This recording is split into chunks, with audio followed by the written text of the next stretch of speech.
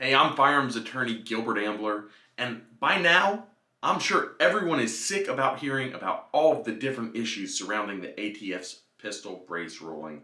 But this week brought us two new lawsuits with three issues that I think are worth talking about. Before we dive into that, if you have not yet hit that subscribe button, go ahead, hit subscribe. Make sure you follow this, like this, share this.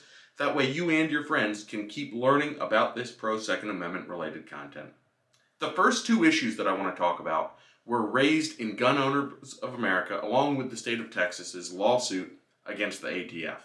And to give credit where credit is due, these are not my original ideas. These were the ideas of my co-counsel in that case, but they're still important to talk about. First thing that clearly should be brought to everyone's attention is the fact that the ATF has not committed to saying standard AR pistols with a buffer tube and no additional brace are not in fact SBRs. Because when you think about it, it would have been very, very easy in the final rule for the ATF to commit and to tell everybody that an AR pistol with just a buffer tube that is essential to its function is not a short-barreled rifle. But they didn't do that. What the ATF said is it may not be a short-barreled rifle. What are they doing?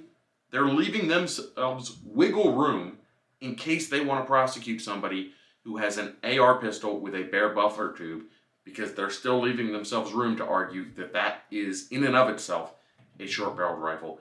Very, very concerning. Even if you remove the brace from the AR pistol, the ATF has not promised that it is not a short-barreled rifle. Now, I will tell you, their trainings have said something inconsistent. In the ATF trainings, they have indicated that a bare buffer tube alone is permissible and is not a short-barreled rifle, but that's not what their final rule says. It says it may not be. Okay, very important wording there. Second issue that was raised in the Gun Owners of America brief along with the state of Texas that is worth talking about is the issue with the ATF rescinding their classification letters for other firearms. And of course, when I say other firearms, I'm talking about things like the Mossberg Shockwave and the Remington TAC-14s. You guys have come to know these firearms. They fire shotgun shells, but they are not shotguns because they are not designed and intended, made, or remade to be fired from the shoulder. Okay. Now, I think what the ATF was probably getting at was that they wanted to resend approval letters for these other firearms that had braces attached.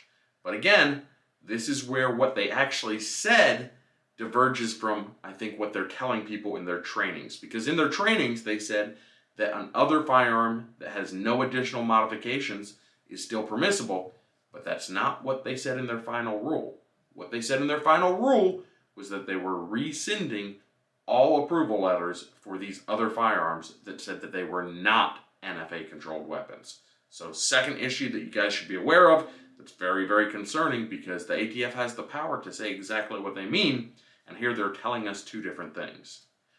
Third scenario, or third issue that was raised this week that was not from the Gun Owners of America brief. This was from the Firearms Regulatory Accountability Coalition's brief, okay? And they were joined by 25 or 26 additional states on that brief, is simply a numerical issue. And the numerical issue is this. ATF has estimated that there were 3 million braced pistols in existence. They said 3 to 10 million. And their estimate, apparently, does not take into account any braced pistols that were manufactured after 2020. And this is important because SB Tactical says that between 2020 and present day, they have sold 2.3 million braced pistols. What does this mean? It means ATF's numbers are probably wildly inaccurate, and probably the congressional research, which said that there were 40 million braced pistols, is probably a closer number to the truth. Why would the ATF go for a low number instead of telling us a true, more accurate estimate of the number of braced pistols out there? I think this goes back to the concern that A, if there's 40 million braced pistols in existence, clearly they're in common use, right? So the ATF wants to keep that number as low as possible.